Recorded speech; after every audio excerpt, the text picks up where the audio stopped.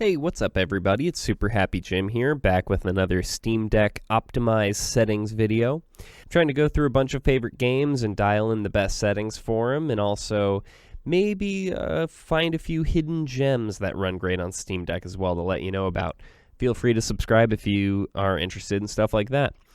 Well, this is normally the part where I would introduce the game, but it is Grand Theft Auto 5, so I don't really have anything to say that I feel like has not been said already or said better by someone else. So let's just get right into the setup. For the first time you launch this game, make sure that you have a good internet connection because it's going to set up the Rockstar launcher.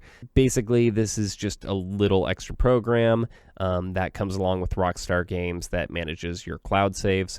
And if you're like me, not much else. Basically, you're just going to hit continue a bunch of times using the touchscreen. You might get an error at the end, but the game will just restart and be fine. And just leave everything at default during the setup. Because Rockstar does their own cloud saves through this game, make sure that when you exit via the game and not the Steam menu itself. Now that we're in the game menu, the first thing you're going to want to do is hit the three dots here, turn on per game settings, and adjust the frame limit to 40 FPS. Little editor's note here, when recording footage for this game, the Steam Deck basically only lets you do 30 or 60 FPS, so I have the frame rate uncapped in a lot of the footage, but that is just for recording's sake, and then you'll see in the overhead view here I have the hard 40 FPS limit on. Doing a 40 FPS limit makes the game feel very smooth to me, and for a open world game within recent memory, I was very impressed to get even 40 FPS out of this. All the settings we change here, by the way, will apply to GTA Online. The first thing we're going to change under graphics is we're going to set it to borderless window as opposed to full screen. For some reason, if you have this at anything other than borderless window, it does not like to save the changes you make. Also, this game restarts a lot when you're changing some of the settings, so it's going to be nice to just go through and change them all at once and hit apply and just have to restart the game once. For the resolution, we're going to hit left on the D-pad to go to 1280 by 800, the native Steam Deck resolution. Jumping down to FXAA, we're going to turn that on. That's a little bit of anti-aliasing, and we're going to leave MSAA turned off because that is very expensive anti-aliasing. And when I say expensive, I just mean it's very taxing on the Steam Deck. VSync, we're going to leave on. Population density, population variety, distance scaling, we're all going to leave that at the default it gives us here. This game is very CPU heavy, and these settings definitely put some pressure on the CPU, so we're going to leave those low. For the texture quality, we're going to set that to very high. Basically, any game you play, you can leave texture quality at the maximum. The Steam Deck will be able to handle it no problem, and you shouldn't see any changes to your frames per second. Shader quality, we're going to put at very high. Shadow quality, very high. If you're looking for something above 40 FPS, shader quality and shadow quality are a good couple settings to mess with to get some more frames per second. Reflection quality, we're going to set to normal. Reflection MSAA, we're going to leave off. Water quality, normal. Particles quality, normal. Grass quality, normal. Soft shadows, soft. Post FX, normal. Anisotropic filtering, we're going to set to the max times 16. This is another setting that the Steam Deck will be able to handle in any game. You can just leave it at the max and you shouldn't have any issues. Ambient occlusion, we're going to put on normal, and tessellation on normal. You're going to hit X to apply, and Grand Theft Auto 5 is going to have to restart. Once you get back into the game, go to settings one more time and advanced graphics, and you're going to turn long shadows to on. Basically, if there's a tall building far away, you're still going to be able to see its shadow even from a pretty good distance.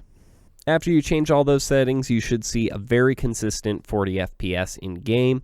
You will get little dips here and there, just little stutters, but that's just the open world loading in stuff, and you get those dips basically no matter what your settings are at.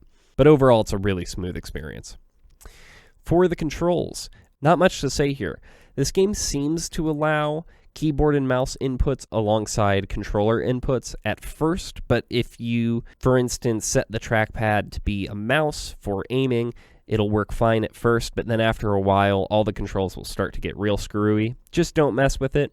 For the back paddles, you can set these to whatever you want, but for me, I have L4 set to B for reload, I have R4 set to A for running.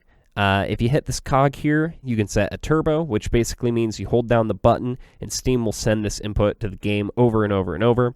You can just put it at the minimum. That way Steam isn't sending, 100 inputs a second. And just set it to 10. That'll be fine. On L5, I have LB for the weapon wheel, but honestly, I don't really use it. And then on R5, I have crouch, which is the left stick click. I just like having crouch on this one. For the gameplay of this game, again, everyone knows what this game is. I really don't have to say much, but I think this game has a really great story, really memorable characters.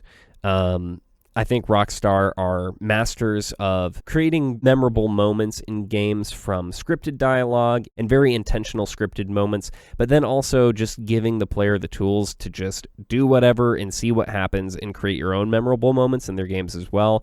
And they really are just masters of their craft in the balancing of scripted and non-scripted moments. I really think Grand Theft Auto 5 was the crowning achievement for that style of gameplay up until Rockstar's follow-up with Red Dead Redemption 2, which, in my opinion, now has the most lively and interesting open world in the video game.